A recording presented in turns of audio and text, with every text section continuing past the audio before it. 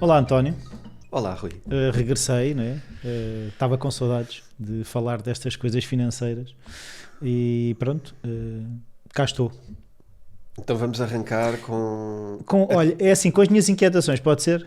Pode ser. Pode ser. É a melhor maneira então, e é mais honesta.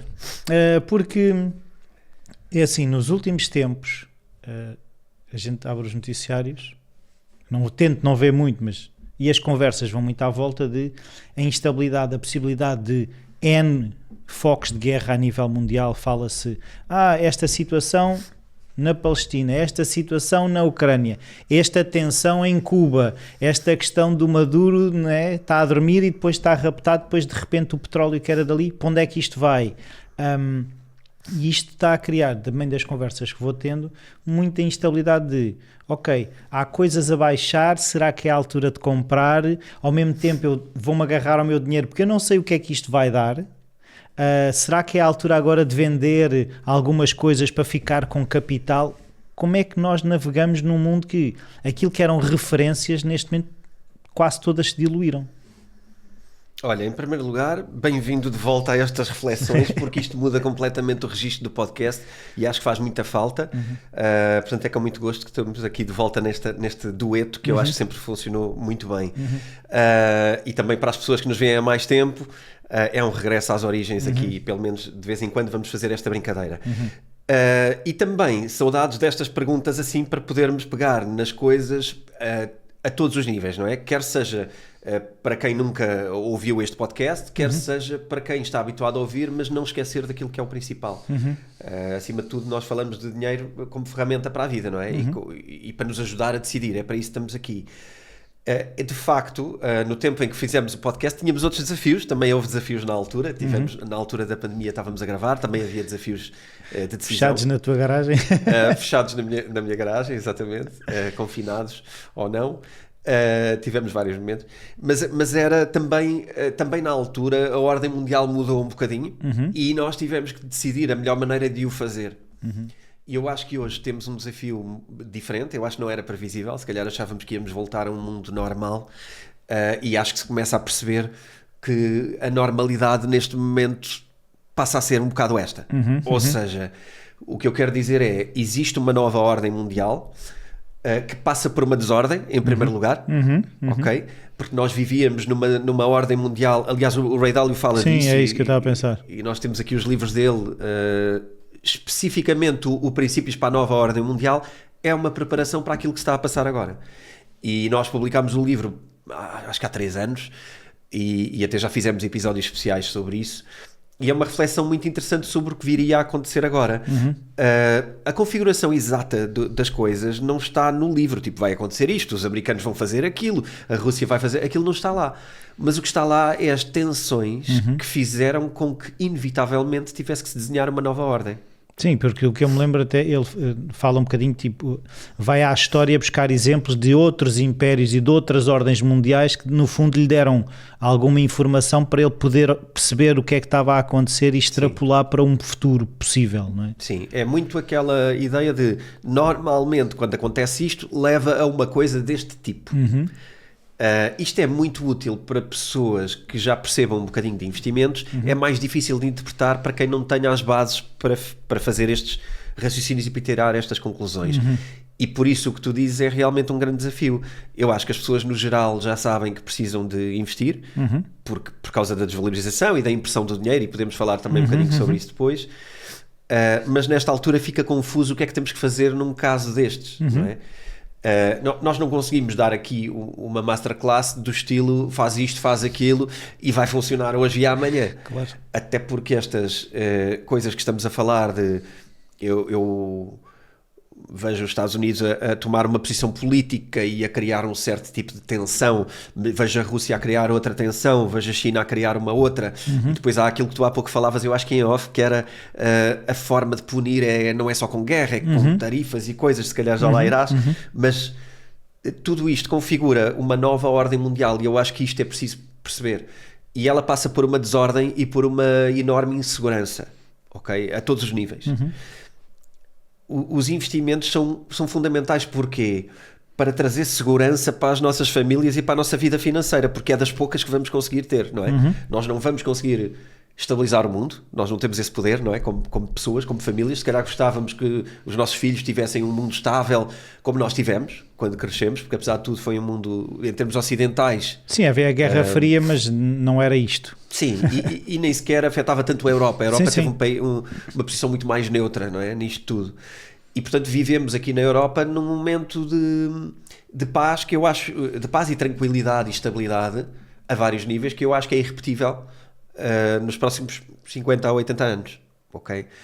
Então de facto a vida agora vai ser mais desafiante, menos noutras coisas, não é? Se calhar temos a inteligência artificial para nos facilitar algumas coisas, se calhar temos a internet, que no nosso tempo se calhar só surgiu ali nos 18 anos, 19 anos, mais ou menos, de idade, portanto já não facilitou antes, mas vamos ter um desafio grande, que é o mundo vai ser instável e nós vamos ter que aprender a lidar com isso. Então eu vejo a parte do dinheiro como bora lá tentar navegar estas águas para garantir que financeiramente sabemos de comportar num mundo instável. Epá, e mais do que nunca, e eu acho que este pode ser um dos temas de hoje, mais do que nunca eu acredito que Bitcoin e até o investimento em criptomoedas funciona como uma base muito sólida para isto e funciona como um hedge para isto, portanto um sair de jogo, ok? Isto é tudo um jogo com moedas governamentais e criptomoedas e Bitcoin saem do jogo. Okay? Esta é a premissa que eu levanto e isto mas é afetada pelo jogo, porque imagina, o jogo que está a ser jogado está a afetar o valor da Bitcoin. Sim, está. Houve uma queda bastante grande. Eu outro dia fui espreitar e pareceu-me ver que o Ethereum tinha baixado dos 2.000 euros. Sim, baixou. Sim. Por isso, sim. Ou seja, estás fora, mas és afetado. Relativamente, porque também já esteve a menos de 2.000 euros aqui há uns anos atrás, há 2, 3 anos atrás, e não foi por estes fatores. Certo. Okay? Portanto, no fundo, existe um mundo macro, e é isto que estamos a falar, e o mundo macro condiciona tudo. E aí concordo que sim, Bitcoin não consegue estar fora das regras mundiais. Não 100% como gostaríamos. Mas apesar de tudo tem os seus ciclos próprios e tem a sua forma própria de funcionar. E acima de tudo tem uma coisa que acredito que tem a ver com o papel que lhe possamos dar ou não. Bitcoin é a única moeda não governamental, não é? Em termos globais, é a primeira moeda global não governamental e, portanto, não se comporta nem é controlada por governos. Certo. Portanto, o que tu fazes com Bitcoin é fazer um exit a qualquer sistema financeiro governamental.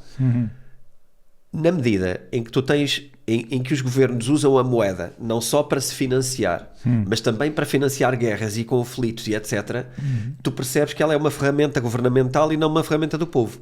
Certo. E quando os governos estão em tensão, que é o caso atual, os governos têm tarifas como desafio, têm crescimento económico como desafio, porque não conseguem crescer, as economias ocidentais, que são as que vivemos, não conseguem crescer há anos. A Europa tem um crescimento abaixo de 1% constantemente, portanto é nada, comparando até com o resto do mundo. Não consegue crescer. Tem agora que financiar um exército. Como é que vamos fazer isto? Não é? E vai ser impressão de dinheiro, mas lá chegaremos. Portanto, os governos estão em enorme tensão, para além do elevado nível de dívida que já traziam de trás. Portanto, se tu até agora, nos últimos 20 anos, tiveste uma enorme desvalorização de dinheiro por causa da impressão, okay? Que estamos a falar numa perda de poder de compra na Europa superior a 40% nos últimos 20 anos. Portanto, cada euro hoje compra menos 40% do que comprava há 20 anos atrás, só por desvalorização de moeda. Agora, junta isto aos problemas que o euro tem que desafiar agora. E percebe para a frente o que é que vai ter que acontecer em termos de moeda governamental, porque não há outra forma de financiar, a não ser que depois se faça aqui uma coisa como se fez antigamente e em ditaduras e em coisas mais agressivas, que é ir às poupanças das pessoas e tirar dinheiro para financiar o exército. Ok? Em primeiro lugar, eu queria só pedir-vos aqui um minuto para vos falar da minha nova turma do CryptoMaster 365. É verdade, vocês já sabem, normalmente 2 vezes por ano abrimos uma nova turma do CryptoMaster. Isto só acontece normalmente nos meses de abril e depois no mês de outubro ou novembro. E nesta altura estamos a trabalhar na nova turma de Crypto Masters. Temos novidades como sempre e temos benefícios como sempre para os super fãs do Bitcoin Talks. Vocês, ouvintes aqui do Bitcoin Talks, têm um cupão especial, como de costume, e neste momento o cupão chama-se Master 2026. Este cupão vai-vos dar um desconto de 200 euros na mentoria do Crypto Master. O Crypto Master é uma mentoria que dura um ano, são 2 meses de formação intensa, com lives comigo, com toda a documentação de apoio, com e-books de apoio, com descontos em vários referrals que eu tenho como afiliado de serviços cripto, de descontos em comissões, de vários benefícios que podem ter, e tem uma comunidade de 1 ano de investidores que são os nossos Masters, que já estão connosco há anos e que nos ajudam no dia-a-dia, uma comunidade de apoio 24 horas por dia. Eu estou a falar isto um bocadinho apressadamente porque vocês não precisam de saber tudo agora e eu não preciso falar de tudo neste programa. Posso deixar-vos apenas um link em baixo onde vocês vão ver tudo o que inclui esta mentoria. E tenho também uma novidade para vocês, é que todas as dúvidas que têm também podem tirar com a minha equipa. Temos a Karina e a Tânia que estão full time dedicadas a vocês para tirar todas as dúvidas sobre a mentoria, sobre os conteúdos, sobre as vantagens que podem ter, e esse link para falarem com elas também é muito fácil, está na descrição e podem aceder para o WhatsApp, é só clicar e começar a falar com a minha equipa sobre tudo o que o Crypto Master inclui. Esta é claramente a melhor formação que eu já produzi, é o meu produto principal que eu trabalho ao longo dos últimos 8 anos e, portanto, todos os anos estamos a afinar e a melhorar a melhor formação. Eu quero realçar aqui uma coisa também. Às vezes podem achar que esta mentoria é exclusivamente para criptomoedas, é exclusivamente para mercados voláteis e para investimentos de alto risco. Eu quero dar-vos, deixar aqui bem claro, que esta mentoria é uma mentoria para investidores, é uma mentoria de investidor inteligente. Isto aplica-se a qualquer ativo, ok? O que vocês vão aprender nesta mentoria não é só para criptomoedas e não é só para produtos super voláteis, é para uma mentalidade de investidor do 0 aos 100, ok? Uma pessoa que não tenha experiência em investimentos vai na mesma conseguir adquirir tudo, em primeiro lugar porque eu garanto que nas lives entrego tudo, e digo mesmo tudo porque eu fico o tempo que for preciso para ajudar cada um dos mentorados a chegar dos 0 aos 100 e adapto toda a necessidade que a pessoa tem, é a necessidade onde eu vou buscar recursos. Portanto, eu adapto aquilo que eu ensino às turmas e ao aluno. E, portanto, a minha garantia nos últimos 8 anos é que não vais sair daqui como entraste. E em segundo lugar, deixar bem claro que as metodologias que se aprende e a forma de comportar e de criar um portfólio que eu ensina também sobre ETFs, ensina sobre ações, ensina sobre obrigações, ensina sobre o mercado cripto. E porquê? Porque isto não tem a ver com o ativo, tem a ver com o investidor, e é isso que eu trabalho. Eu trabalho o investidor, eu trabalho o portfólio adequado a cada pessoa, não trabalho o mercado e a ação específica, porque isso não era ensinar nada, era dar aquela dica fácil. Então quero deixar-vos tranquilos na medida em que aprendem cripto, sim senhor, mas vão aprender uma data de outras coisas, porque o curso tem muito para dar, há horas e horas, são mais de 100 horas que vocês têm acesso de gravações, não precisam de as ver todas, mas estão disponíveis conforme o vosso interesse. Portanto, basicamente, conforme o interesse que vocês têm, aquilo que vocês querem focar no vosso interesse, no tipo de investimento que querem fazer, nós temos recursos para tudo. Eu e o Rui Queiroz estamos também nesta mentoria, temos apoio 24/7, seja em ações, em ETFs, em imobiliário, em tudo, porque a comunidade, depois vão poder também conhecer a comunidade e se quiserem até podem perguntar também à Karine e à Tânia para vos mostrar a comunidade, elas podem vos mostrar como é que funciona por dentro. E vão ver que temos conversas ativas sobre todo o tipo de investimentos. Portanto, se andavam aqui na corda bamba, têm alguns dias para decidir. Este cupom é válido até ao final do mês de fevereiro. Aproveitem, tirem todas as dúvidas agora connosco e com a minha equipa e avancem para aquilo que são os esclarecimentos, porque nós estamos aqui para isso e hoje temos condições para isso, ok? Podemos ir para isso. Sim, isso é um risco, né? Eu também pensava nessa questão, acho que também já em outros episódios tocámos nisso. A questão de haver dinheiro, de ainda haver dinheiro físico, a questão de ainda haver a possibilidade de, a qualquer momento, há um problema de comunicação e tu não tens acesso ao o teu dinheiro é um código 0 e 1 num banco qualquer. Sim. E tu facilmente, aquilo que tu achas que é uma segurança de eu tenho X euros no banco. Não tenho. De facto não tenho. E isto é preocupante porque cada vez mais as guerras, era um bocadinho também aquilo que estavas a dizer, são tocadas não de eu vou dar-te um tiro, eu vou-te aplicar uma tarifa, não és homem, não és nada se me puseres esses impostos, e andamos nesta guerra mais do que mostrar os caças e os aviões e os porta-aviões, é o poder de eu vou deixar de comprar, eu não te vou vender, e esta questão de eu não ter poder sobre os outros, mais do que ser bélico, também é muito financeiro e é muito de as trocas económicas entre países e de que forma é que os jogos são feitos quase de não brinco contigo, vou brincar com o outro. E a retirada de poder do outro é descalçá-lo em termos de balanço económico, não é? Sem dúvida, porque lá está. Para já há guerras cuja dimensão não interessa a ninguém. E então não se vai tanto para esse caminho. Ou seja, aquele cenário de uma terceira guerra mundial não é que seja impossível, mas é menos possível do que era se calhar há 100 anos. Eu acho que sim, acho que é menos possível. E usa-se hoje, até há um termo para isso, que são as proxy wars, não é? Que são onde tu consegues fazer guerra e isso é aceite, tu geras essa guerra. Okay. E portanto há guerras que eu acho que podem acontecer e que não estão ativas agora, mas algumas estão muito mais ativas do que estavam e até já passam nos pingos da chuva, literalmente, porque só se fala da chuva e não se fala do que está a acontecer no resto do mundo, que é problemático.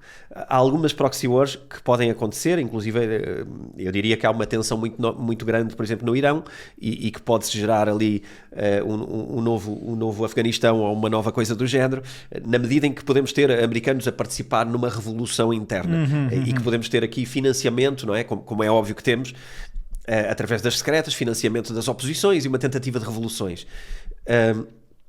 Isto são conflitos internos, mas são guerras, na verdade são guerras, não é? Mesmo que o Irão não seja uma guerra Irão contra Israel, é uma guerra a partir do momento que tu vais depor a alguém com golpes de Estado financiados por outros países. Isto são guerras. São desenvolvidas lá. E não como os americanos tiveram. Repara que os americanos na Segunda Guerra, a Segunda Guerra termina quando a guerra chegou aos Estados Unidos, não é? Quando tu tens o Pearl Harbor, e é aí que, pronto, então a guerra chegou à nossa porta. Vamos já acabar com isto. E vamos matar milhões e milhões durante gerações, que foram as bombas nucleares que largaram. E, portanto, há guerras intoleráveis.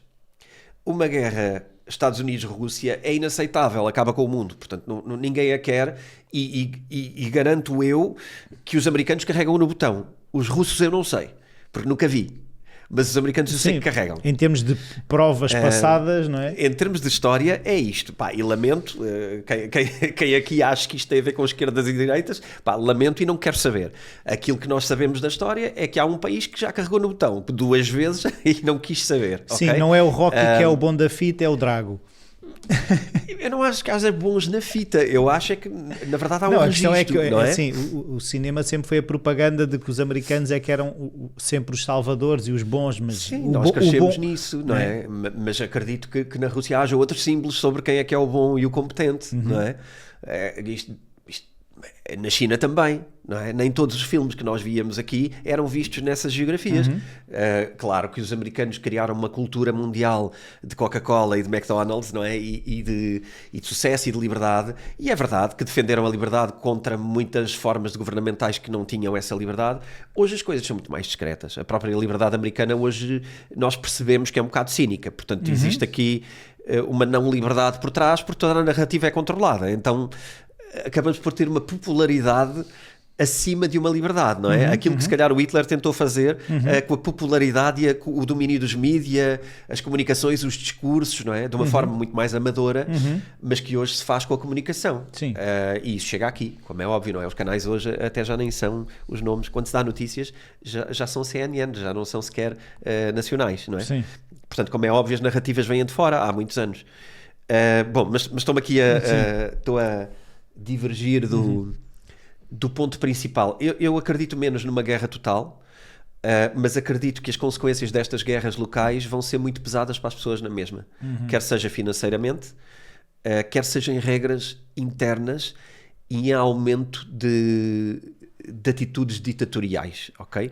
Eu vejo uma Europa cada vez mais restritiva de liberdades, ok? Muito mais castradora de liberdades, quer seja liberdade de expressão, quer seja liberdade financeira, e mesmo em cripto, as coisas estão a mudar e eu acho que podemos tocar nesses pontos. A liberdade financeira está a mudar também. Acredito que os Estados Unidos, apesar de tudo, praticam uma maior liberdade financeira, mas também têm um mercado financeiro muito maior, porque todo o mundo investe no mercado americano. Mas isso não os torna também mais vulneráveis? O facto de toda a gente investir lá, ou seja, se toda a gente investe lá, a economia deles depende do dinheiro de fora. Bastante. A força do dólar depende muito da economia externa. Por um lado é uma vantagem, porque ninguém no mundo tem uma reserva de valor como têm os americanos, portanto, ter a moeda mundial é uma vantagem muito grande, porque eles financiam-se com a sua moeda. O facto de todo o mundo usar a moeda americana para trocas internacionais, o dólar é uma moeda de settlement internacional, portanto é uma moeda de acerto de contas entre países. Isto fortalece muito os americanos e alimentou todo o crescimento americano desde a Segunda Guerra. Por outro lado, a destruição deste sistema enfraquece os americanos a um ponto preocupante. E é aí que estamos. Eu acho que poderá ser que esta reação começaram a perceber que, ok, as pessoas, ou seja, os investidores externos começaram a perceber, há ali mudanças que eu não concordo, eu vou começar a retirar o meu dinheiro. Ou seja, as pessoas perceberam-se que poderiam ter impacto sobre a economia americana e os americanos perceberam, estamos tramados porque nós estamos demasiado dependentes de forças externas, e lá está, com crescimentos de outras potências. A China tem vindo a crescer muito em termos de panorama mundial, já há uns 30 anos, 40 anos, e está-se a assumir de uma forma que, há quem diga, não é, que são detentores de muita dívida americana, os chineses, não é? Sim, eu creio que já houve momentos até que tiveram mais, hoje têm menos, mas isso dá-lhes poder. Não só isso, como hoje ser cada vez mais claro que os chineses, o governo chinês terá um objetivo de concorrer com os americanos em termos de moeda mundial. Isto já tem sido falado até por mim no passado, relativamente aos BRICS criarem uma moeda alternativa. Neste momento os BRICS têm sempre o desafio também de que cada um deles quer puxar mais para si, não é? A Rússia se calhar gostava mais que fosse um rublo ou algo próprio da moeda, mais próximo da moeda deles. A Índia tem uma potência brutal económica mundial, e também cada vez mais percebe a importância de uma moeda e está a puxar para si. A China é aquele que está melhor posicionado de todos para ter a sua moeda como moeda competitiva. Inclusivamente por um fator que eu até falei na live da semana passada, ou desta semana, que a China tem vindo a comprar quantidades de ouro brutais e eventualmente terá interesse em dizer que a sua moeda, pode ser uma declaração para a frente, eu estou a prever um bocadinho para a frente. Olhem, o dólar já não tem paridade com o ouro há muito tempo e toda a gente sabe isso. Mas tenho aqui uma novidade: a China agora, a partir de agora, tem paridade com o ouro e é backed by gold, é suportada por ouro. Isto é uma jogada que tira qualquer outro país do potencial de ter uma moeda suportada por ouro, porque é aquilo que Bitcoin traz, que mas é uma moeda será suportada. Atrativo para quem? Isto é atrativo especialmente para tornar a moeda de reserva chinesa a moeda mundial de substituição do dólar. Portanto, passamos a ter todo o mundo a usar ienes ou renminbi, como queremos dizer. Ienes, desculpa, ien é Japão. É Japão. É o renminbi e é o yuan. Assim yuan, é que é. Tu teres esta moeda como moeda governamental e moeda de settlement internacional, passas a ter a China com a vantagem competitiva que os Estados Unidos tiveram durante 60 ou 80 anos. Certo, mas para quem vê de fora, assim, eu sei que isto são tudo narrativas, mas teoricamente os Estados Unidos são uma democracia e a China não é uma democracia. As pessoas não desconfiarão. Assim, aquilo na prática o que está a acontecer não é, ou seja, a maneira como se mexe no dinheiro e a prepotência que se pode, lá está, a questão é se não pode haver desconfiança das pessoas, a China poderá mais facilmente mudar as regras do jogo, porque não está atenta, porque os Estados Unidos já o têm feito. A questão é a narrativa que pode ser contada. É verdade, mas essa é uma narrativa também parecida com a de Bitcoin, não é? Porque também há muita gente que continua a dizer que Bitcoin não tem valor e que não... Mas não é isso que tu vês no mundo, não é? Bitcoin cada vez tem um valor mais alto, apesar de ter expansões e retrações, e eu não respondi totalmente à tua questão sobre o valor de Bitcoin, mas ainda gostava depois de voltar lá. Teremos tempo. Sobre isso, sobre a China, repara, não é uma democracia, o que pode ser uma vantagem. Eu já falei algumas vezes aqui sobre o plano governamental chinês, que é feito há 75 anos, não é? Não é feito há 4 anos. Se tu olhares, tudo bem que numa primeira instância podemos ir ao bicho-papão, não é? Que é, a China é uma ditadura de esquerda, é um capitalismo de esquerda. Podemos lhe dar os slogans todos. Mas depois temos que olhar para dados e temos que olhar para a realidade. Um país que é governado com um plano há 75 anos tem regras mais estáveis, e isso tem-se visto, do que um país que tem legislaturas a cada 4 ou 5 anos. E que podem mudar drasticamente. Repara o que é que está a acontecer. Tanto repara, tu cada vez que alteras as regras, ao contrário, tu cada vez que alteras os líderes nos países como os Estados Unidos, alteras um conjunto de regras brutal. E eu acho que isto cada vez é mais polarizado, ok? Cada vez os democratas são mais para um lado e extremam mais a posição, e cada vez os republicanos vão mais para o outro lado e extremam mais. E a necessidade de fazer diferente quando entram e a necessidade de fazer girar o poder. Porquê? Porque depois cada um favorece quem os pôs lá. A indústria de quem os pôs lá. Não é mais do que isto. São bonecos que vão defender objetivos de agendas que não são 100% compatíveis. Claro que há muitas indústrias que beneficiam dos dois lados, e para eles também é um bocadinho indiferente quem é que lá está. Jogam com um, jogam com o outro e beneficiam uma coisa e outra porque têm os pés dos dois lados. Mas há muitas indústrias que não, ok? Os Estados Unidos são muito mais imprevisíveis do que a China. A China mesmo em colaborações internacionais não é um país de conflitos, de tarifas, de ameaças, de guerras, é um país de cooperação. Que entra, e que não é fácil receber essa verdade, mas entra comprando empresas, como aconteceu aqui, várias, não é? Nós temos várias infraestruturas que eram governamentais e que nós achávamos que eram estratégicas para o governo e hoje são da China, ponto. Estamos a falar de setor energético, estamos a falar de setor bancário, temos um conjunto de seguradoras, temos um conjunto de finança e de recursos estratégicos que hoje são chineses. Até uma churrasqueira em Lisboa que ser comprada pelos os chineses que queriam comprar. É. Fiquei a saber ontem numa notícia. Por isso, vê lá, tu chega ao ponto da churrasqueira. E também dos negócios que eles queriam aqui, não é? E também da forma deles serem fornecedores de um conjunto de coisas que cada vez se mostra que têm mais capacidade. Sim, é assim, o mundo está dependente da produção chinesa. Certo, e a Europa muito. A Europa quando diz, ou quando quer dizer não aos Estados Unidos, tem que perceber que tem que renegociar a geopolítica inteira. Mas não é mais fácil dizer que não aos Estados Unidos do que não à China? Para a Europa. Estou a falar da Europa. Parece-me que é isso que a Europa percebeu agora. Pois.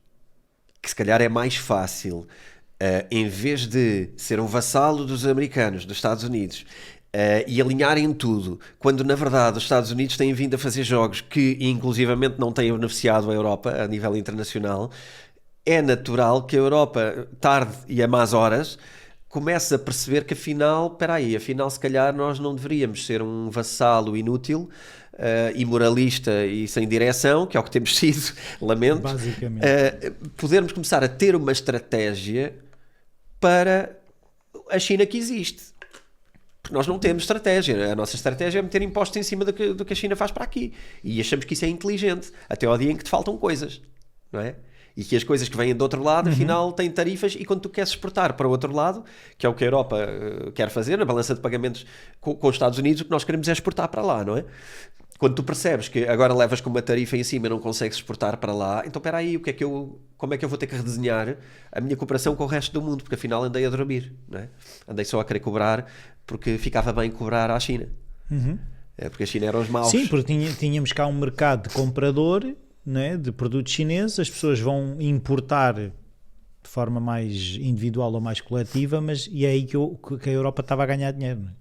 Sim, e uma das coisas que eu acho que mostra como é que a Europa quer fazer, como é que a Europa não pensa ou não tem estratégia, é, por exemplo, o ramo automóvel. Porque o ramo automóvel beneficia especialmente a economia alemã, não é? E como é óbvio, a economia alemã é a maioria da economia europeia, ponto. As decisões na Europa são tomadas pela economia alemã ou pelo que a bocadinho favorece. francesa, mas Um bocadinho menos. francesa, mas repara, desde que os ingleses saíram, desde que a Inglaterra saiu da União Europeia, isto parece que é discreto, mas não é nada discreto. A União Europeia mudou completamente. Mudou completamente. A superficialidade e a ignorância daquilo que é feito é cada vez mais um espelho de uma Alemanha que domina a Europa, ponto final. Ok? Isto tem sido cada vez mais evidente, até na forma de governar e na forma de afirmar verdades que me parece uma coisa perigosa. Mas eu sinto que neste momento a União Europeia é muito perigosa para a Europa e acho que este caminho ficou muito claro desde a saída da Inglaterra. Se olharmos um bocadinho zoom out, a saída da Inglaterra da União Europeia parece-me que ditou completamente outra direção. A França é um país que nem por dentro se governa, portanto aquilo não tem ponta para onde se lhe pegue, não é? Estão com problemas a brotar de todo lado, desde o nível social a todos os níveis, ao nível político. Os líderes políticos não têm qualquer credibilidade e acho que à medida que eles passam, descobre-se, não é, o que eram. E eu acho que vai continuar a acontecer o mesmo. Portanto, acho que a para os França países está perdida. que não há Alemanha, seria benéfico não haver rede à União Europeia? Eu não sei, hoje se eu disser isso, não é? Muita gente vai pegar nesta e vai pôr uma manchete disto a dizer o António é contra a União Europeia. Se calhar sempre fui. Porque eu acho que a União Europeia é uma criação artificial e que nunca conseguiu ser, de facto, nunca conseguimos ter uma coesão e ela não é natural. Não há, isto não é parecido. Mas é assim, pensa assim, os Estados Unidos também são, assim, se pensares nisso, aquilo são não sei quantos países dentro de um país. Há realidades muito diferentes dentro dos Estados Unidos. Essa é a analogia que se faz na medida em que se pensa, então, mas a Europa também. Epá, não. Não, porque a história deles como individuais é muito curta. Sim, não, mas estou a dizer é que são realidades diferentes. Eu sei que há uma história comum, não é? O God Bless America e eles de facto, mas depois tu pensas nas realidades individuais, são economias muito diferentes. Até aqui a questão de Espanha, não é? Quando se falou de quando a Catalunha queria ser independente, que era um centro económico e que os outros viviam todos às custas dele.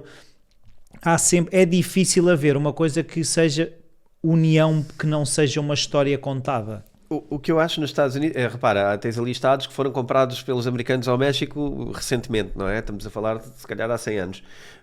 A história é muito recente. Mas a experiência é longa.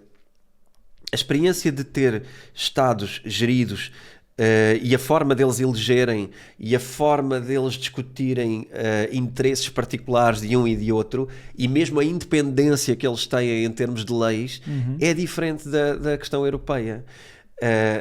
Repara, tu aqui nem sequer tens as pessoas consciencializadas para a importância de quem tu votas para ir para a União Europeia para decidir coisas. Tu não tens o escrutínio que eles têm lá, tu não tens... as pessoas não sabem a importância de votar um deputado europeu. E esse deputado europeu não é notícia em Portugal. Não. A não ser quando andam a fazer falcatruas. Pois, aquilo que tu tens na União Europeia é um conjunto de pessoas que dentro de um círculo, que é aquele plenário que existe ali, decidem tudo para que os outros depois implementem. Okay? Tu tens cada vez menos autonomia governamental dos países. E nesse círculo, as influências os negócios e o tráfico de influências dessas pessoas, os lobbies, são muito fechados para o resto do... Não há muita gente com os olhos naquilo. E quando há, eu tenho tido isso, eu tenho tido a preocupação de olhar para isso, tu percebes que ali não há valor intelectual quase nenhum. Ok? É a minha opinião. Lamento desiludir aqui algumas pessoas ou estar a falar contra algumas pessoas, mas eu gostava de ouvir o contrário, gostava que me trouxessem o contrário. Porque aquilo que eu percebo, inclusivamente, nas votações, nos discursos e nas defesas de posições, muitas vezes as pessoas estão a falar para ninguém. Eu não sei se tu já viste algumas imagens. Já vi. Estão lá meia dúzia de gatos pingados. Estão 2 ou 3. De cada facção. Porque eles têm que fazer X horas, não é? Eles têm que estar X horas lá e têm que estar em X discussões. Há umas que depois, quando é para votar, eles, como têm que votar, vão lá e votam. Mas não tiveram lá para ouvir a argumentação. Cada um fala sozinho. Certo, e vão votar sobre o quê, né? Vão votar sobre a posição que estão está mandatados implementada, claro. Que é, eu sou deste partido, nós queremos que a tem direita... Tem que estar alinhado nisto. Pronto, e alinham-se e votam assim. E, portanto, tu não tens uma discussão séria sobre os temas. E pior, as pessoas, que são os portugueses, não têm qualquer capacidade de influenciar nenhuma decisão nem nenhuma tendência. E isto não é bem o que acontece nos Estados Unidos. Ok? Há mais propriedade, porque eles estão há mais anos nesta forma de funcionar. Nós, apesar de tudo, estamos há pouco, não é? E estamos há pouco, mas já com muitas manhas. Porque já se distanciou o povo todo de tudo. Certo. Tu nem sequer achas que é importante estar atento ao que se discute na Europa. E depois vem uma lei. Sim, e normalmente a questão é que essas leis que vêm da União Europeia, que são quase implementadas sem discussão, porque são da União Europeia, Sim. aguenta. Sim. Não é, mas não se questiona como é que aquilo foi aprovado no Parlamento Europeu, como é que aquilo teve impacto. O que é que os portugueses que lá estão a representar disseram sobre o assunto? A legislação está aqui, ponto. Sim. E não há reação de malandros, não há, tipo, é a União Europeia, temos que aguentar. Quando se calhar é o que tu estavas a dizer, temos que estar atentos ao que é que está a ser discutido naquelas salas com 5 ou 6 pessoas, não é?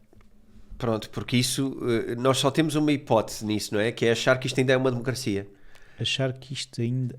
Não é? Porque não é. Ok. Achas que é uma democracia? Ou seja, este modelo não é, ou seja, acaba por ser uma democracia um bocadinho esticada no sentido em que as pessoas que lá estão são eleitas. As decisões são com base em votos. Logo, ainda é um modelo democrático. Teoricamente. O problema é quando tu não tens qualquer influência sobre essa democracia, porque, por exemplo, nós não elegemos a Comissão Europeia, não é? Não. Nós não elegemos o líder. Portanto, logo aí não é bem uma democracia, é uma democracia participativa, indireta, em que nós elegemos pessoas que elegem outras pessoas. Certo. Pronto. A questão é, qual é o nosso critério para eleger pessoas que elegem outras pessoas? Se nós não sabemos, não estamos presentes no que lá é discutido, de que maneira é que nós podemos sequer ter uma opinião válida sobre coisas que não temos qualquer participação, desconhecemos por completo. Chega uma lei de lá e andamos entretidos com o circo que é feito aqui, no nosso Parlamento, mas que é um entertain, porque na verdade as grandes decisões estratégicas não vêm daqui. Porque nada do que seja aprovado aqui pode ir contra o que é aprovado lá. Pronto. Tu até podes dizer que podemos criar leis aqui, e criamos.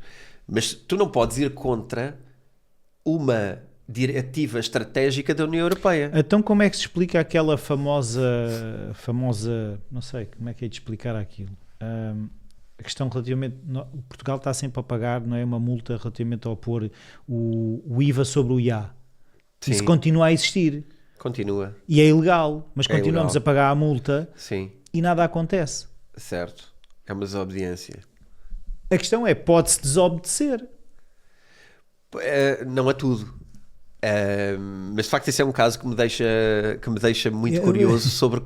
Para já eu acho que existem limites para isto, mesmo em termos de tempo. Mas é verdade. Há quantos anos? São muitos. Mas sabes que têm alterado as leis. Mas quais leis? A de cá? A de cá, o imposto sobre veículos, o ISV, não é? E os IUCs têm vindo a mudar ao longo do ano. Provavelmente na medida em que isso consegue defender de alguma maneira alguma argumentação. Eu confesso que... Na prática tu continuas a pagar os carros mais caros. Sim, bastante, sim. Mas talvez já não tanto como há uns anos atrás, não é? Acho que era pior. Acho que agora suaviza-se coisas. E depois metem para aqui umas leis energéticas pelo meio, em que os elétricos é X, os outros é Y, e mascara-se um bocado a coisa.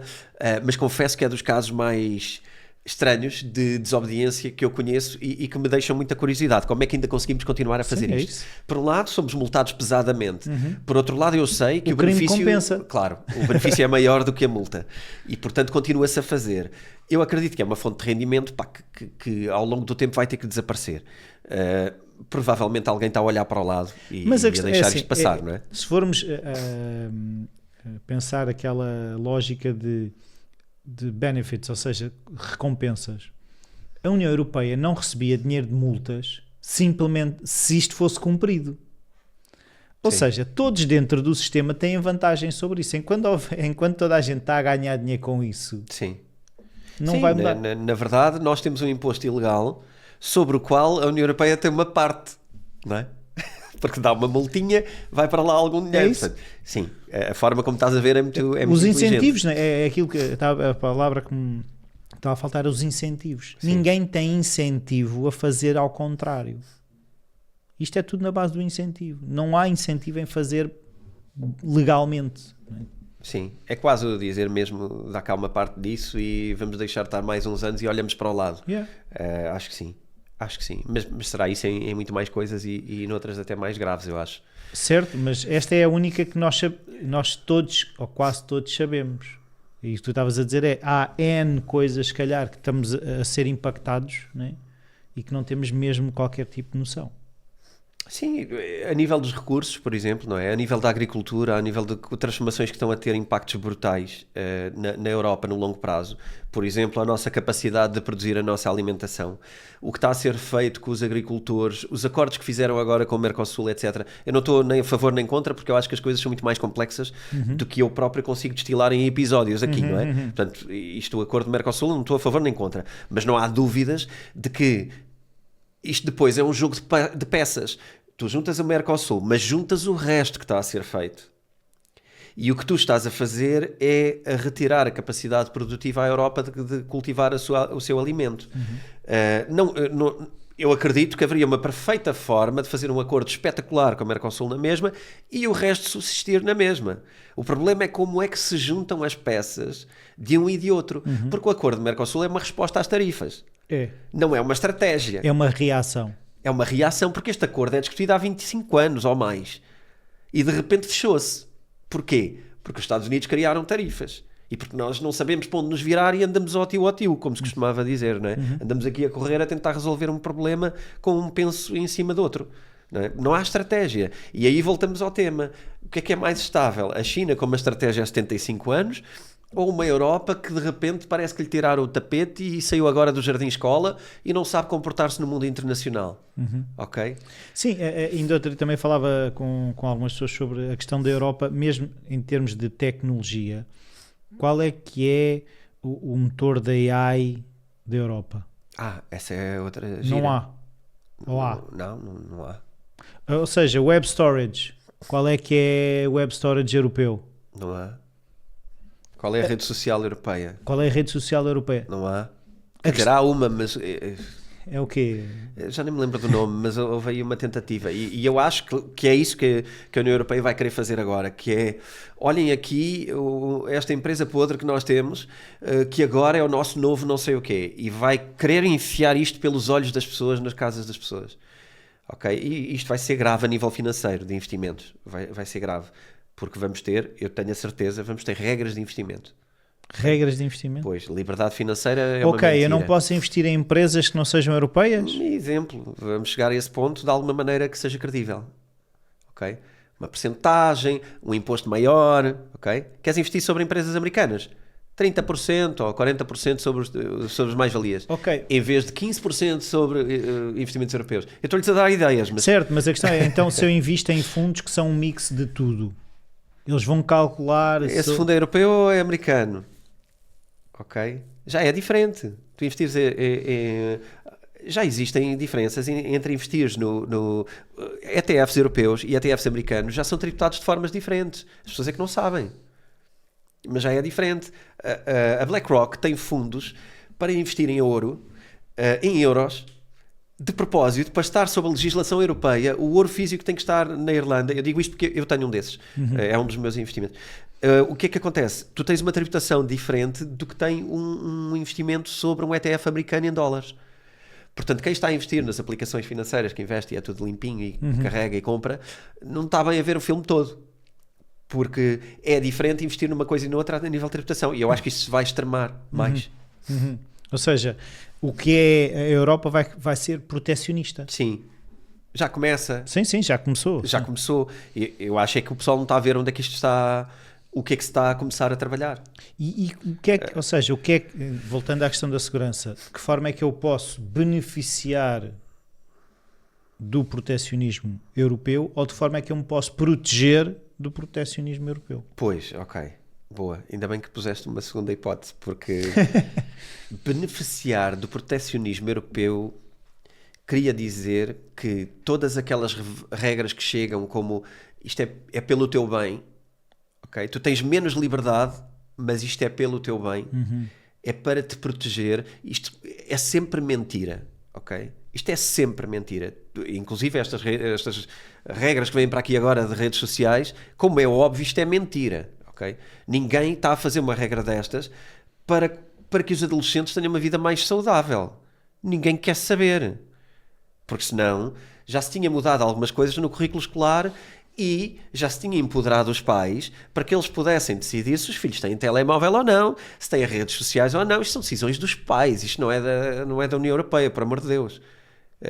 Agora, tu já não podes dizer ao teu filho que pode ter Instagram aos 13, porque a Europa não deixa. Estamos aonde?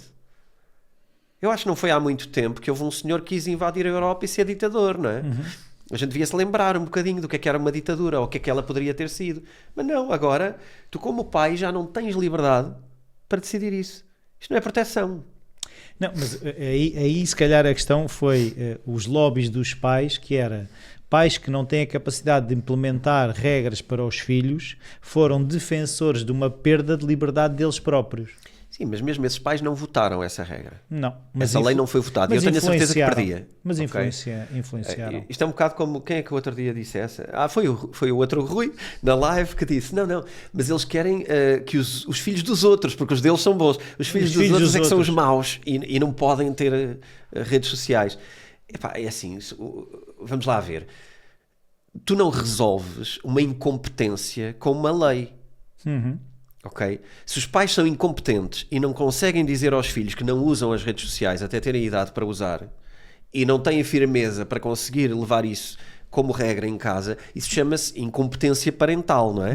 Vamos lá pôr-lhe um título. Se eles não conseguem dizer não a um filho, também não conseguem dizer não a uma data de outras coisas. Se formos pragmáticos, se calhar também não conseguem dizer não às drogas. Ok? Pronto, então, se não conseguimos dizer não, é um problema que pode ser resolvido com ajuda, com educação parental. Com educação parental, e não é só ter cidadania nas escolas. Se calhar até poderíamos ter nas escolas. Bora imaginar uma coisa melhor. Porquê é que os pais não podem ter um apoio também nas escolas? Para como ajudar, como seguir, como ver exemplos. Eu não sei se tu conheces a realidade das associações de pais. São muito pouco participadas. Pouco conheço, pois, porque quando tentei perceber, achei que não se estava a construir. A questão é isso, é que é pouco participado, não é? Eu já fiz parte de uma associação de pais e continuo de alguma forma próximo das pessoas que lá estão na associação de pais. E percebo que tu realizas um evento, imagina, um universo de 1500 alunos, teríamos pelo menos números redondos de 3000 pais. Vamos fazer assim umas contas mais... Tu fazes um evento, aparecem o quê? 10, 15, 20 pais? Ou seja, a realidade parental não está ligada a vamos de facto unir-nos para fazer coisas. Sim. Não, porque a vida é difícil também, não é? A vida é difícil, o trabalho, as coisas, sobra pouco tempo e depois é mais um compromisso. Mas mas imagina, se houver tu estavas a falar de educação para pais, não é? Sim. Não. Certo, ok, como é que isso se faz? Se tu não tens tempo para ir a uma reunião que seria importante para a associação de pais onde o teu filho vai à escola, depois tens tempo para ir para uma aula de cidadania parental? Pois, eu percebo. Mas depois vais ver o número de horas que vem a Netflix e as quantidades de séries que consumiram, têm tempo, por isso é uma questão de escolha. É uma questão de escolha, ok? E tu tens famílias que escolhem ter inclusive a terapia familiar e várias ferramentas que tu conhecerás também bem na área da psicologia, não é? Porque é um bocado não, é a tua área hoje. E perceberás que muita coisa tem a ver com querer e ter a disponibilidade para o esforço de o fazer, não é? E embora eu não queira só ir para a parte da parentalidade, eu acho que é importante percebermos a origem destas coisas. Eu percebo que a vida é difícil e é para todos nós. Mas nós, se não formos duros e de falar as verdades que precisamos, a verdade vai doer sempre. Se nós não formos duros para falar as verdades, nunca vamos poder corrigir o que está mal. Portanto, não me parece que a solução... Até porque ela é contornável. Portanto, a solução de um pai que não consegue dizer não a uma rede social de um filho não é resolvido com uma lei europeia de que agora só aos 16 é que podes ter. Não é resolvido. E além disso, eu acho que fica óbvio que o objetivo aqui não é o de limitar... Salvaguardar as crianças. Não é, porque se quisesse salvaguardar as crianças, davas ferramentas de longo prazo, não é uma lei, não tem esta rede social, tem outra coisa, vai-se contornar de outra maneira, além das VPNs que como é óbvio, toda a gente vai instalar e vão instalar para os filhos, ok? Que é para eles poderem ter. Porque quem deixa que eles tenham vai deixar, ou então o miúdo vai arranjar um amigo que é mais velho, que já põe VPNs, que não sei o quê, e já foi. E o que é que vais fazer? Eliminar os vídeos que ensinam a pôr VPNs para poderes ter redes sociais. Então já entrou, já fizeste tudo. Amanhã eliminas o perfil do fulano cuja vida é baseada em ensinar VPNs e coisas. Ok, elimina o gajo da internet. Então começas a ter aqui o quê? Não é? Sim, é isso, é controle, é isso. É perda de liberdade. É uma ditadura. Além de que, me parece óbvio, toda a gente sabe que isto já estava escrito. O objetivo não é esse. O objetivo é de dominar a narrativa nas redes sociais. Primeiro, fazendo com que tu saibas que estás identificado pelo Estado, porque aqui a questão não é as crianças. É que tu tens que provar que és adulto. E quando provas que és adulto, Estás-te a identificar. Ok? E isto poderia ser feito de uma forma muito simples, com uma validação de tokens numa rede de Zero Knowledge, por exemplo, através de Bitcoin. Isto pode ser feito. Que é o que o Estado adquire é uma prova de que é maior, mas não sabe mais nada sobre aquela pessoa. Não sabe quem é, não sabe que idade tem, nem tem que saber de onde é que é, onde vive, qual é se tem 18 ou 70. Igual. A única knowledge proof que tens que fazer é que tens mais 16. Ponto final. Extrai uma informação gerida por uma rede não estatal, open source e pública, ok? Como Bitcoin. Não é gerido pelo governo. Mas alguma coisa já usa essa tecnologia? Então não há. O quê? Tu tens a possibilidade. Há inúmeros smart contracts que hoje correm em Ethereum, por exemplo, e mesmo em Bitcoin, que conseguem fazer zero knowledge proofs. Isto é perfeitamente fazível e é simples e é fácil. Existem milhares de portugueses que podem fazer isto de forma gratuita para o Estado, numa rede independente, com open source e com tudo público para se poder auditar e ver que está tudo certo. Agora, isto também não pode ser, é gerido por uma empresa do Estado. Porque aí, e com código fechado. Porque aí é a mesma coisa, ok? Agora, vai ser feito desta maneira ou não? Não. Então, mas se fosse este o objetivo, era feito desta maneira. Mas o objetivo não é esse. Pois não. O objetivo é que tu amanhã tens uma CBDC, ok? O teu dinheiro está numa CBDC. Tu começas a dizer coisas inconvenientes para o governo, para a Europa, etc. Vais ser shadow banned e vais não aparecer nos feeds em primeiro lugar, porque eles vão obrigar a rede social a agir assim. Ou o CEO vai preso, já ouviste falar sobre esta também. Sim. A responsabilização das redes sociais perante os conteúdos. Pronto. E não sei o quê. Tu já tiveste o Pavel Durov preso em França e está em tribunal agora com o governo francês por causa de uma situação do género. Quem é que é o Pavel Durov? Não faço criador do Telegram. A aplicação é essa que toda a gente está a instalar, que eu todos os dias vejo gente nova no Telegram. A minha lista de contactos aparece. Mas é assim, eu não uso o Telegram, mas aquilo que eu vejo, eu ouço falar do Telegram é nos grupos criminosos, ou seja, quando aparece nas notícias é porque se criaram grupos criminosos de alguma coisa no Telegram.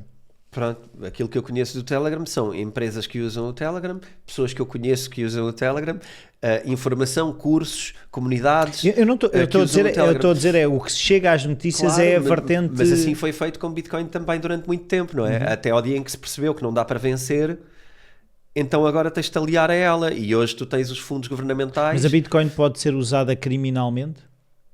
Como tudo, como este computador. Sim, se deres com ele na cabeça de alguém, estás a cometer um crime. Por exemplo, ou podes fazer um hack a alguma coisa com o computador, não é? Isto é uma ferramenta, não é? Bitcoin também é uma ferramenta, tu podes usar para o que quiseres, mas é difícil praticar crime com Bitcoin, é mais fácil com o dinheiro governamental. Mais fácil? É mais fácil, com sacos de dólares e sacos de euros, é mais fácil, que também vai servir para acabarem com isso e criarem uma CBDC. Que amanhã, se tu tens uma rede social ou se tens um podcast como o meu que se torna demasiado inconveniente, de repente... És banido do YouTube. Não, e podes ser punido financeiramente. Como? Então, o CBDC é uma moeda digital. Ela só funciona aqui, não é? Ok. Então eu vou ter, a partir de agora, para mim, eu posso ter uma castração de 5%. Pois eu lembro, porque já foi a fazer fake news. Já me lembro, há muitos anos nós fizemos um episódio, acho que tu falaste na questão da China já ter questões como pontos, não era? Sim, é o crédito, é isso. Crédito social. Crédito social. A Europa está a implementar isso a direito. Não há dúvida. A CBDC vai ser isso, literalmente. vão começar parcialmente, porque depois há aqui uma coisa difícil para a Europa, que é, bom, isto é tudo uma grande história. Há uma coisa difícil para a Europa que são os bancos. Isto tira o trabalho dos bancos, não é? Mas os bancos não vão deixar... Essa é uma das dificuldades do BCE. O Banco Central Europeu vai ter um problema, que é como é que eu digo que afinal agora sou eu que faço tudo? Os créditos, tudo. O crédito bancário vai poder ser feito em CBDCs. Ninguém vai precisar de um banco comercial normal. Tu vais ter que tirar de jogo todos os bancos que existem. Pois. Isso vai dar uma revolução. Então tu tens de fazer isto devagarinho. E não lhes podes tirar tudo de uma vez. É só uma parte. Primeiro vão-te oferecer CBDC para brincares, vais ter um prémio. É de borla, também não interessa, porque imprimem dinheiro e te tiram o teu dinheiro de outra maneira, não é? Que é a impressão de dinheiro. Que é aquilo que estamos a fazer. Ou seja, vai tornar a impressão ainda mais fácil. Claro. Porque não é, nem vais ter que imprimir. Tu hoje imprimes dinheiro, não é nota física, o pessoal acha que é. Também é, mas não é especialmente aí. É especialmente dando crédito aos bancos. Dando possibilidade aos bancos de emprestarem mais, não é? Tu crias dinheiro através de dívida. Que é um contrassenso. Mas é assim que o BCE cria dinheiro disponibilizando fundos, criando reservas para os bancos que podem depois emprestar mais em crédito. E é assim que injetas dinheiro na economia. Daí para a frente, não. Tu nem precisas dos bancos, nem dos bancos comerciais, e tudo isto fica ainda mais escondido e mais opaco. Portanto, uma CBDC, não sei o que é que ela vai valer, mas é para lá que vamos se não comprarmos Bitcoin. Ou seja, voltando quase ao início do episódio, agora, ou seja, faz sentido continuar a investir em coisas que nós conseguimos olhar como garantes de alguma liberdade, garantes de alguma segurança, é isso? Repara, uma pergunta ao contrário, deixa-me virar um bocadinho ao contrário. Vira. Quantas pessoas tu conheces que compreendem que é isto que está a acontecer? Poucas. Muito poucas. São essas que estão a comprar Bitcoin e a ver o valor na Bitcoin. Okay? Não está massificado. Ou seja, quando sobe é os não entendedores que compram. Quando sobe por vários motivos. Sobe normalmente por ondas de entusiasmo. É a lei da oferta e procura, Sim, não é? Exatamente. A Bitcoin, como sempre, continua, não mudou a regra, continua com a lei da oferta e da procura. Portanto, se tiver uma procura muito grande e pouca gente a vender, o preço sobe. Pronto, é um mercado de equilíbrio. O que é que aconteceu aqui? Tu tiveste um momento em que a Bitcoin subiu muito. O valor que está hoje é o valor de há 3 anos atrás, sensivelmente. Não é? O último pico que houve tinha ido aos 70 mil, por aí. 70 mil dólares, vá. O euro e o dólar estavam mais parecidos. Mas agora está um mais diferente. Mas tinha ido ali aos 70 e depois voltou a descer, não é? E chegou a ir aos 30. Depois disso vieram dois fatores que pesaram muito no valor. O halving, que é um ciclo normal de 4 anos da Bitcoin e que seria expectável que fosse subir o preço. E subiu. Subiu até um bocadinho mais cedo. Porquê? Porque entretanto criaram-se os ETFs e muitas empresas puderam começar a comprar, o comprador mudou. O perfil do comprador mudou. Portanto, há muitas empresas a comprar, passou a ser um bem mais aceitável para toda a gente. Então, quando subiu direto e foi ali para os 80 e depois chegou aos 124, eu creio, dólares novamente. 124 mil dólares. Agora, fim do halving, entrada em bear market, teria sempre que cair, seria o expectável. A dúvida era... ficou tão grande e tão popular que já não cai, nunca mais cai. Houve esta dúvida. Ou que cai muito pouco. Mas o halving levaria a cair. A verdade é que estamos a ver uma queda parecida e um comportamento parecido com os halvings anteriores. Portanto, também aqui estamos a navegar águas nunca navegadas, não é? Estamos com um ativo agora que há governos que têm uma poupança em Bitcoin, há vários. Uns que dizem que têm, outros que não dizem, mas têm. Países árabes, vários. Há enormes provas de que estão a amealhar Bitcoin como reserva governamental. Os Estados Unidos estão a criar uma reserva governamental. Mas se os governos todos andarem a comprar, ou seja, o investidor comum perde o poder que a Bitcoin teria, ou não? Não, vai comprar mais caro. Vamos lá ver o que é que acontece. Os governos passam a ter Bitcoin. Porque aquilo é uma moeda antissistema. Sim. Resumindo e concluindo. Sim. Se o sistema está todo em Bitcoin, eu já não sou antissistema. Não, mas não está. O sistema está-se a proteger com Bitcoin também. Porque o sistema até hoje tinha poucas coisas onde se pudesse proteger. Uma delas é o ouro. Não é? E normalmente é o ativo de refúgio. Olha como é que o ouro se tem comportado também. O ouro está em all-time high constantemente, não é? Está a subir loucamente e eu não vejo outro caminho, vai subir mais ainda. Porquê? Toda a nossa conversa até agora. O mundo está cada vez mais instável, não só entre governos. O acesso à informação que as pessoas têm hoje, nós não tocámos tanto nisto, mas tocámos indiretamente com as redes sociais. O acesso que as pessoas têm à informação está a levar a uma desconexão brutal com a autoridade do governo. E tu cada vez tens mais conflito interno, tens mais dificuldade dos governos em controlar populações e isto vai extremar. Os governos não têm outro caminho que não seja empobrecer pessoas para pagar os seus problemas. Porque não dá para criar só riqueza, não é? Tu, quando crias riqueza para os governos, empobreces as pessoas. E a questão é que eles não têm a chave para o cofre Bitcoin. Não têm. Eles tentam refugiar-se também com Bitcoin se já souberem fazê-lo, se já tiverem essa cultura. Mas poucos têm. Mas se já tiverem essa cultura, já estão a perceber que aquilo é um comboio, ok? Cuja linha de comboio não depende do resto. Ninguém está aqui... Isto não depende da vontade do governo de criar a linha de comboio à frente. Este comboio vai continuar a andar. Bitcoin vai continuar a funcionar. Há sempre alguém a pôr carris. Há sempre alguém a pôr carris, que é a matemática. É um algoritmo matemático que, enquanto houver um computador no mundo que o faça, e vai haver, está seguro e vai continuar a existir. O que é que tem? Que mais nenhum outro bem no mundo tem? Escassez. Então é o ativo por defeito, não é? É o mundo, existe uma fórmula com a qual brincamos muitas vezes, que é infinito sobre 21 milhões. Porquê? Tudo o que tu criares no mundo é dividido por 21 milhões de bitcoins e não há mais nenhuma. Então é o único veículo que aglomera riqueza conforme ela cresça, porque só divides por 21 milhões. Então tu aumentas o numerador e não mexes no denominador. Ponto. Agora, claro, eu também não defendo, e por isso é que nós temos um curso, porque senão isto era fácil. Sim. Por isso é que temos uma mentoria, é que eu não defendo que isto é só a vida é comprar Bitcoin e já está. E porque é isso que tu me vais perguntar, então pera lá, mas eu agora perdi metade do valor. Não. Ou 40%. Ou... Sim, a questão é isso, dentro da instabilidade, o que é que são coisas que me dão mais garantias? Porque nada é garantido, não é? O facto de eu pôr o cinto de segurança não quer dizer que eu não possa ter um acidente de automóvel. Estou a diminuir o risco de consequências maiores. Não é? Aqui é a mesma coisa. Sim. E aqui é a mesma coisa e é muito mais complexo, porque tu tens muitas variáveis, não é? No fundo, a arte disto, acredito eu, e tem funcionado, e acho que a nossa comunidade é uma prova disso, e quem tirou o curso também é uma prova disso. O importante é, a partir do momento em que tu sabes que investir não é bem uma opção, é mais uma obrigatoriedade, eu tenho que fazer alguma coisa, pequena, grande, a saber muito, a saber pouco, eu tenho que fazer alguma coisa.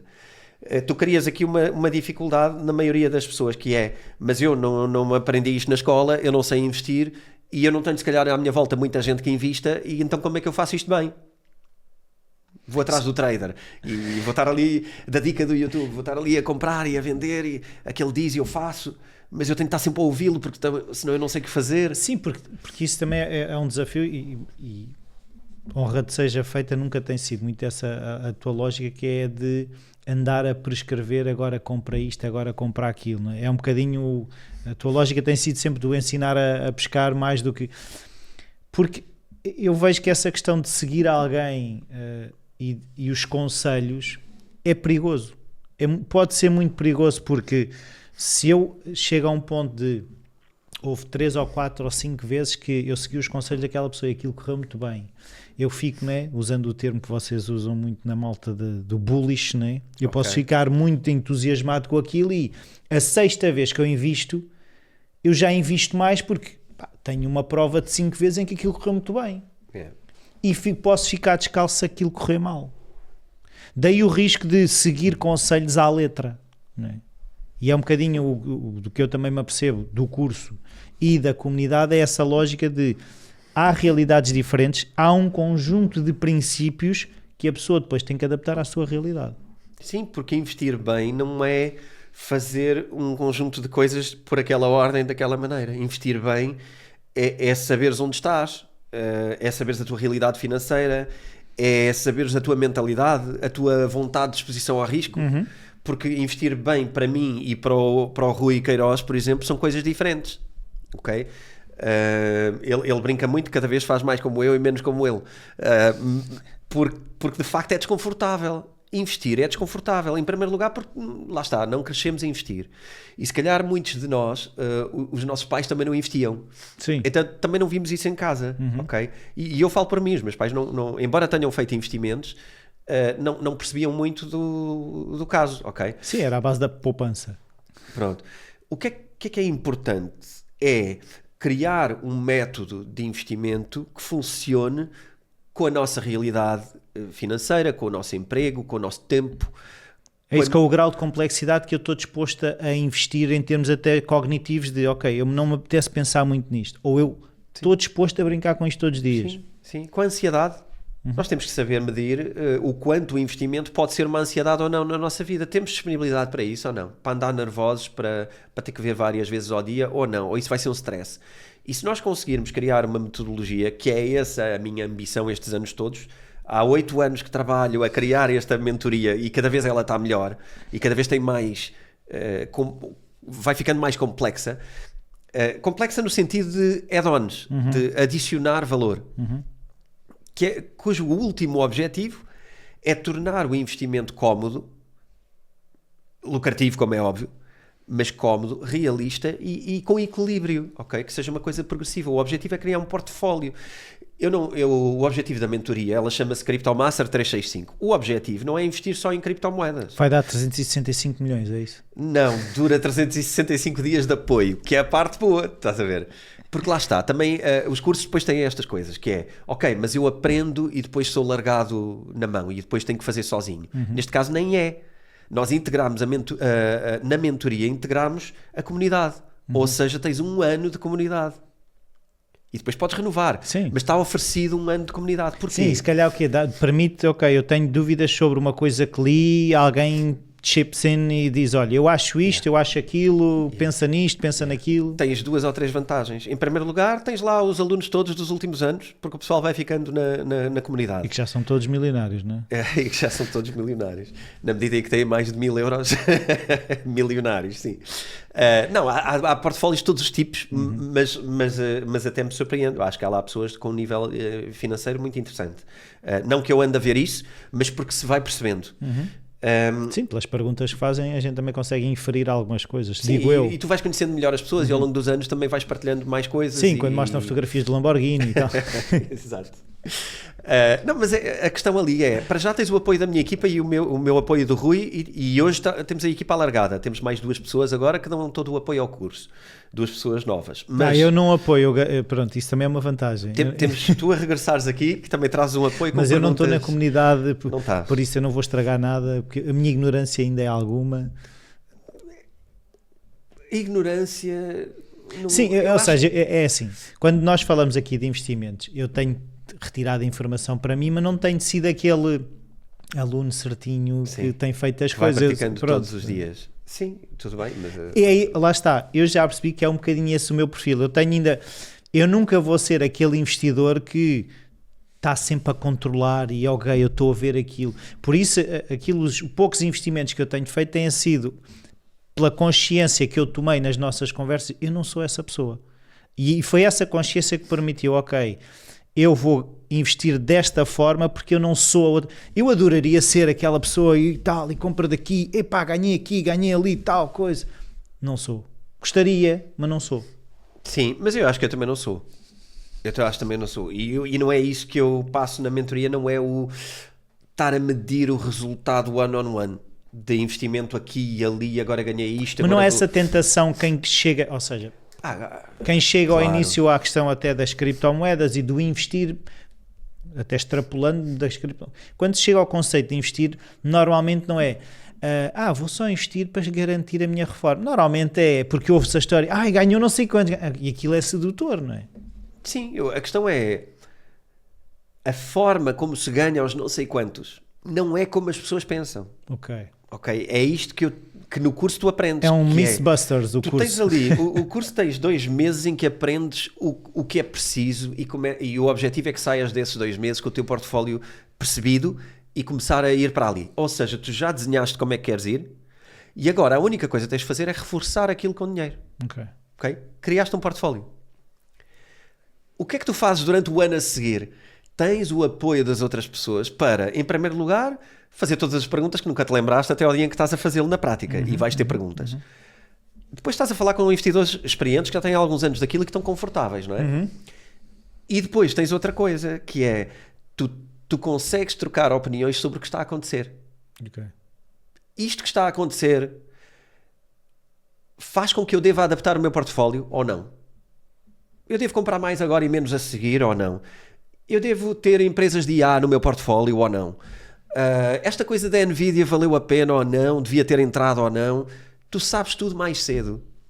Tu tens 200 e tal pessoas na comunidade que estão na mesma jornada, ok? E já têm uma mentalidade parecida e também já perceberam como é que se cria um portfólio, que não é com a dica do trading do YouTube que o António diz à sexta-feira, porque eu não dou dicas, não é?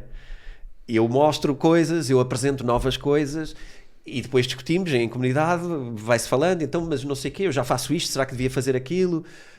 Tudo isto é um equilíbrio. Eu acredito mesmo que esta é a forma confortável de tu fazeres a coisa, que é, tu já criaste para onde é que o dinheiro vai? Quando consegues juntar dinheiro, e essa é outra parte que eu acho que cada vez mais precisamos trabalhar, que é garantir que a vida permite ter poupança. Acumular. E quando acumulas, vai para o meu portfólio de investimentos. Agora mais aqui, agora mais ali. Okay? Isto não é uma coisa também que é sempre igual. Mas a ideia é aquela. E que isto seja a tal coisa que é, eu não sou garantidamente, o Rui está sempre a gozar comigo, porque eu às vezes faço umas compras ao fim de semana porque tenho tempo. E é quando eu aloco. Eu não ando a correr porque caiu 1000 agora ou 2000 agora. A gente aloca conforme encaixa na nossa vida. A minha vida é muito mais empresarial do que andar a ver traders. Isso não me interessa. Se eu comprar 1000 acima ou 1000 abaixo, não me interessa nada. Não é? Na história de Bitcoin, que está a 60 e tal hoje, e estava a 120 há 6 meses, as pessoas às vezes vêm ter comigo e perguntam, estavam para comprar? Não Depende. sei. Não sei se estavam para comprar, mas olha, tenho uma coisa. Tu alguma vez compraste acima de 69? Já. Então tá bom. Está melhor do que quando compraste. Pois, esse é o desafio. Quem comprou mais baixo, agora olhar para aquele valor e pensar... Mas eu tive N pessoas... Mas repara, é sempre uma desculpa. Porque eu tive N pessoas a dizerem, agora está a 120 mil, isto era bom é ter entrado a 60. Mas agora não compram. Agora está a 60 e estão a dizer que agora se calhar vai cair, eu não quero comprar. Tenho medo porque isto agora está aí para baixo. Sim, não dá. Eu lembro também quando, imagina... É uma desculpa. Eu se calhar comecei a ter a noção disto, se calhar ali nos 7, 8, 9 mil. Né? E quando estava nos 20, 30, eu pensei, eu devia ter comprado nos 8. Nós devíamos sempre ter comprado quando estava melhor do que está. Mas não compramos ao valor que está, então não vamos ter. Ok? Eu digo sempre, o melhor dia... Era ontem. O melhor dia era ontem. O segundo melhor é hoje. Pois, é isso. Sim, mas eu acho que... Eu estava a ouvir-te essa questão até dos investimentos e de escolher. Estava a pensar quase na analogia de... quase da agricultura de uma árvore de fruto, que é, eu decidi que quero comer laranjas. O primeiro passo é, vou comprar uma laranjeira. E eu vou estar ali tempo a regar a laranjeira, a podar a laranjeira. Quando aparecer problemas de bicho que aparece na laranjeira, vou perguntar a agricultores mais experientes, já têm um laranjal enorme, de que forma é que eu posso gerir aquilo. Mas ter a noção que há anos em que a laranjeira vai dar muitas laranjas, há anos em que a laranjeira vai dar menos laranjas, mas eu escolhi comer laranjas e sei que aquilo vai ter um trabalho associado para eu comer laranjas. Claro que eu posso ir comprar laranjas, mas são mais caras do que se eu tiver a trabalhar na minha laranjeira, não é? Sim, vamos lá, isso é uma decisão de vida, não é? Porque tu vais dar muita energia à tua laranja, não é? À tua árvore de laranjeira, e pode não compensar, de repente estás a criar... Perdão. Sandinho. Estás a criar todo às tantas chegas ao dia em que a laranjeira cresceu e tu, entretanto, já decidiste que já não queres comer laranjas. Portanto, Estás enjoado. estás enjoado, afinal é limões, é que é bom. Não sei. Eu acho que é importante em tudo o equilíbrio. Por isso é que eu também não sou o fulano que diz, olha, agora compra só laranjas, não é? Agora compra só Bitcoin. Não, não vai dar. Eu não defendo isso. E o portfólio e o curso não é isso que ensinam. Ensinam as valências daquelas coisas e a combiná-las com outras. Este é o objetivo. Agora, eu não sei se tu, quando falaste da laranjeira e do ir falar com o vizinho sobre como é que se faz laranjas, se estás na ideia de criar um projeto ou...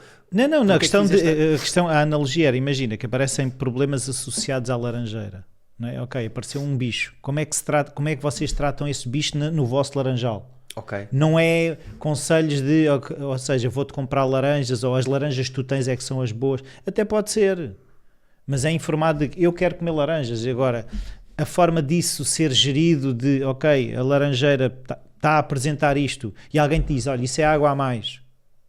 Era nesse sentido. Sim.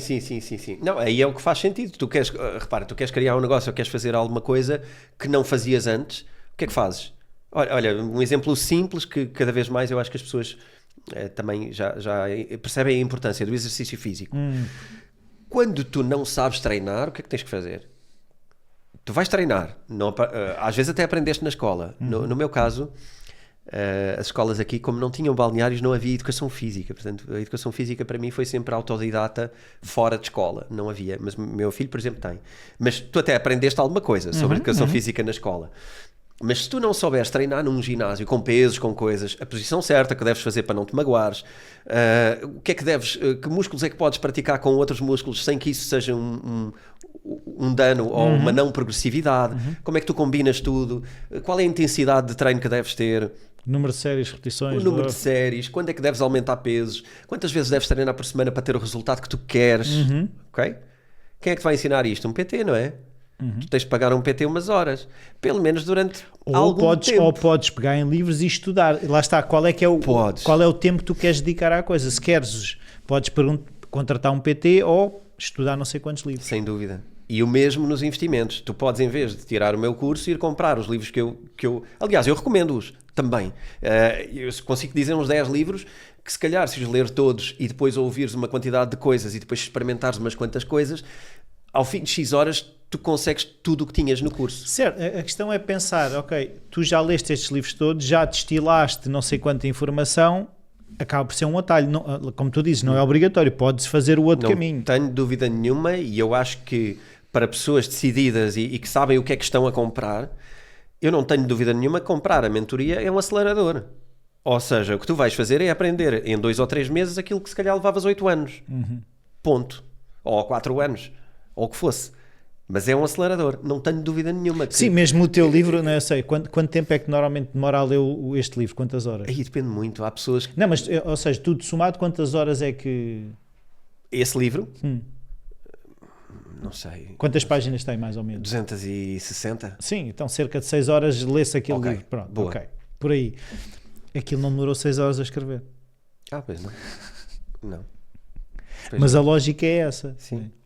Há um conjunto de informações que foram destiladas para... Sim, é? tu estás a dizer, é para saber o que lá está. Sim. Para quem lê são 6 horas, não é? Comprar o livro são 6 horas. Para quem o escreve foram milhares de horas, se calhar. Sim. Sim. É o mesmo que o curso, ou seja, para o criar foram estes 8 anos mais as horas todas que ele necessitou para ser afinado, e estou sempre a afiná-lo. E uma das coisas giras do curso, e agora estou a fazer um bocadinho de pitch de venda, mas as pessoas acho que não levam a mal, que é importante perceberem o que é que lá está. Não é, o curso é vitalício, para já. Compram, têm o acesso para sempre. E ele aumenta. Ou seja, então é um investimento também. Ele também gera juros, porque eu acrescento novas aulas e quem o comprou não vai pagar mais. Ok. Tem as novas aulas de graça. Ok, boa. Portanto, também há essa parte. Ou seja, eu acho que quem o comprou acreditou no produto e muito bem, e eu tendo nova informação útil, eu acho que é giro ter uma coisa assim. Eu acho que não é muito comum ter isto. Acho que normalmente vão vender o pacote 2. Sim. E eu acho que é fixe. Acho que é giro. Eu gostava como cliente, gostava de ter isto, que é saber que quando ele produzir umas novas coisas para o curso, para investimentos, vai inserir ali. eu acho que é fixe. E assim o curso mantém-se mais atual, não é? Porque há coisas que se calhar há 5 ou 6 anos eram diferentes do que... Funcionavam de forma diferente, sim, acho que sim. Mas é isso, é uma aceleração para o comodismo do investimento, porque eu acho que deve ser cómodo. Já basta a ansiedade sobre como é que o mundo vai e... Sim, é isso. No fundo foi por aí que começámos e se calhar é um bom sítio para terminar, é a que é que nos agarramos, não é? E acho que foi um bocadinho isso que andámos aqui a tentar perceber de que princípios, lá está, até estava a pensar ali naquilo, que princípios é que nós nos agarramos, por muito que aquilo esteja difícil, há um norte que eu sigo qualquer, né? Há um destino que eu sei que é chegar lá. Né? Sim, e não podemos estar naquela coisa do ir para todo lado. Uma coisa que o mundo atual gera é FOMO. É FOMO, que é tu achares que tudo o que está a acontecer implica uma reação tua. Sim, e que se tu não vires, vais perder coisas. Ok. Sim, nós estamos sempre a perder coisas. Pois, essa é uma realidade. E eu sou muito, nesse aspecto, muito mais estoico na ideia de que eu acho que o maior desafio de nós estarmos aqui, isto é um bocado mais espiritual, mas acho que toda a gente percebe, não é nenhum, não estou a ir para o La La Land, que é o nosso desafio aqui, o maior deles e o mais eficiente é conhecermos a nós próprios. Know thyself. Isso. E quanto mais tu gastas a achar que o que estás a perder é o que está lá fora, quando na verdade o que tu estás a perder é o que tens cá dentro e que ainda não percebeste, ok? A maior progressão que podes ter é o perceber o que está cá dentro. Como é que tu podes agir com o resto. Isso é que é a verdadeira progressão que tu podes ter na vida. E o mesmo com os investimentos. Eu não quero saber o que é que a toda a hora se está a dizer em todos os canais de investimento, de todas... Não quero saber. Eu quero saber que eu vou buscar informação onde quero, aqui, aqui e aqui, quando eu acho que é necessário, ok? Eu já identifiquei mentores ou pessoas que eu acho credíveis, eu vou ver aqui, tenho o meu portfólio, se eu achar que é preciso mexer, mexo, porque eu já sei que indicadores é que me podem condicionar. Epá, e o que estão para aí a dizer, se eu vir é útil, se eu não vir também não é útil, se calhar até estou a ganhar e vou antes fazer alguma coisa mais agradável. Okay? Não podemos ficar obcecados com a ideia de que investir eu tenho que estar a par de tudo. Sim, ou seja, se eu não entrar no barco é o meu fim. Sim, e também a ideia de qualquer coisinha que aconteceu agora vais pôr tudo em causa. Isso é não construir. Que é, então, mas eu estive aqui a construir um património, estive aqui a construir um edifício brutal e agora vou mandar as fundações abaixo só porque uma borboleta bateu asas ali. Não faz sentido. Há muita gente a puxar hoje para o pânico, para o medo, para o nervosismo e para pôr tudo em causa. E preparem-se porque o mundo vai ajudar. Okay? Eu acho que isto é uma... Vai dar provas de que é o caos. Sim, de que é o caos. E vai haver caos. Mas haver caos lá fora e conseguirmos ter ordem cá dentro... é meio caminho andado para tu teres uma vida mais saudável e mais organizada, porque não dá para tu ajustares a tua vida todos os dias ao que está a acontecer. Não dá. Nós temos que ter uma linha e a linha tem que ser aquilo que tu concluíste que está certo. Ok? Eu acho que é a única forma. Tu não podes controlar os ventos, mas podes controlar a forma como navegas, não é? Sim, a direção. O navegar é essa coisa boa. Eu uso muitas vezes a analogia do navegar por causa disso, porque tu não navegas a onda que vem. Não muda a forma como tu estipulaste o teu destino, não é? Tu apontas a agulha, não é? Da bússola para ali e tiraste um azimuth para ali e é para ali que vais, cruzam ali, é este o meu ponto. A única coisa que tu compete para navegar é apontar a tua embarcação para ali. Claro que vêm ondas dali.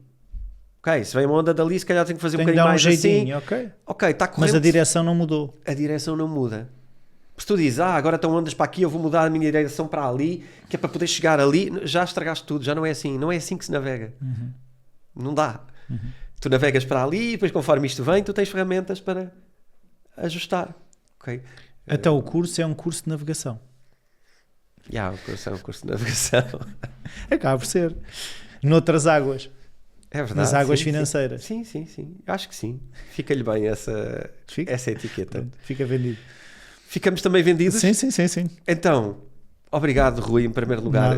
Se é que eu tenho direito a fechar. Tu é que fechas o episódio. Mas fecho. Tu fechas. Obrigado por estares aqui e desafiares-me a ter que puxar pela cabeça e responder a estas coisas. É sempre um prazer enorme e ajuda-me a ser mais competente. E acho que foi um episódio muito giro, eu espero que o pessoal goste, porque toda a gente que esteve no Bitcoin Talks também se habitua muito à tua presença aqui. Gostam e às vezes perguntavam quando é que tu voltas. Estás aqui. Estou de volta. Espero que... Ou seja, agora com mais regularidade. Nós tínhamos feito um episódio em que eu apareci cá de paraquedas. Sim. Há uns tempos, mas agora o objetivo é estar aqui, porque lá está, também gosto destas conversas, também me desafiam, também me torno mais competente e mais consciente, sobretudo estas conversas, porque não são conversas que eu costumo também ter muito fora destes ambientes, e lá está, e vir para aqui ajuda-me também, e eu acho que essa... permite se calhar que pessoas que não estejam tanto dentro do universo se identifiquem um bocadinho mais também, porque eu também não estou assim tanto, porque às vezes eu também percebo que certas conversas podem ficar muito fechadas num determinado universo, e eu acho que é importante às vezes trazer assim pontos de vista um bocadinho diferentes, para no fundo todos questionarmos bem o que é que andamos aqui a fazer, e é muito isto que eu sinto que o Bitcoin Talk sempre foi desde o início, é tomada de consciência para N coisas, não é? Vai desde a geopolítica, ou onde é que eu invisto o meu dinheiro, ou como é que eu tomo decisões sobre as redes sociais com os meus filhos. E é isso. Então, muito obrigado pelo regresso, e pronto, até à próxima. Adeus, até para a semana. Tchau.